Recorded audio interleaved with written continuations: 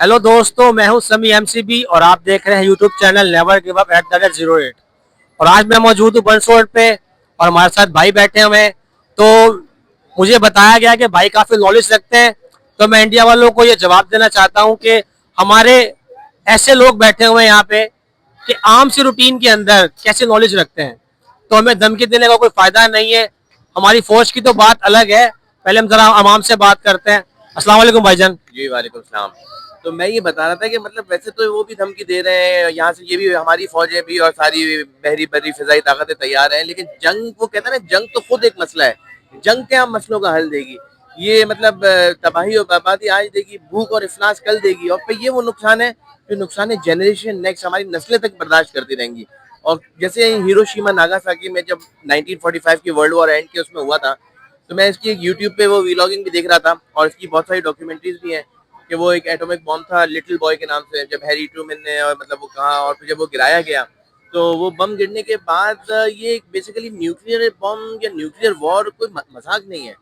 ये जंग ऐसी नहीं है। पाकिस्तान भी उनको पता है कि 10-11 दिन, 20 दिन, 22 दिन से ऊपर वॉर सर्वाइव नहीं कर सकता। जो 1965 की जंग थी वो भी जो है वो 17 दिन लास्ट करी थी, और फिर उसके बाद जो है वो उसकी ट्रीटी पे एंड हो गई थी। लेकिन जो है बात यह है कि इसके अंदर ये एक न्यूक्लियर फिशन रिएक्शन होता है। ये जो यूरेनियम है और इसके आइसोटोप्स हैं, इसका जो न्यूक्लियर का चेन रिएक्शन है, इसका नुकसान बहुत ज़्यादा है। इससे ये है कि ज़मीन का टेम्परेचर कहते हैं 6000 डिग्री सेंटीग्रेड, 6000 डिग्री सेल्सियस तक चला जाता है।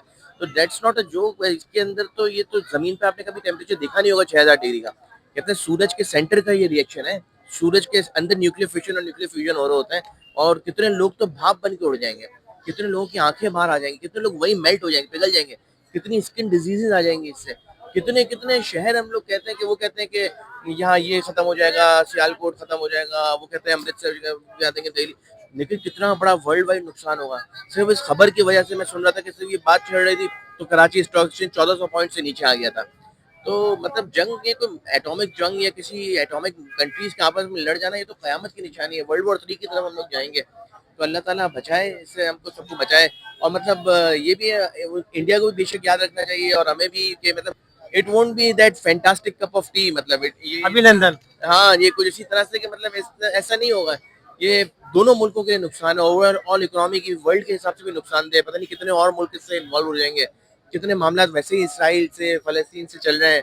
तो शायद देखें, होप फॉर द बेस्ट इंशाअल्लाह। अल्लाह ताला दोनों मुल्कों के लिए अच्छा करे और पीस को, अमन अमान को दाम बख्शे।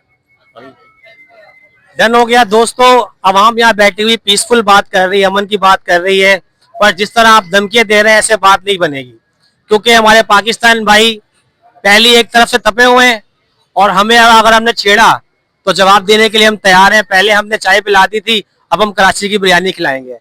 वीडियो को अच्छी लगा तो जरूर सब्सक्राइब करिए, लाइक करिए, शेयर करिए। Thank you so much.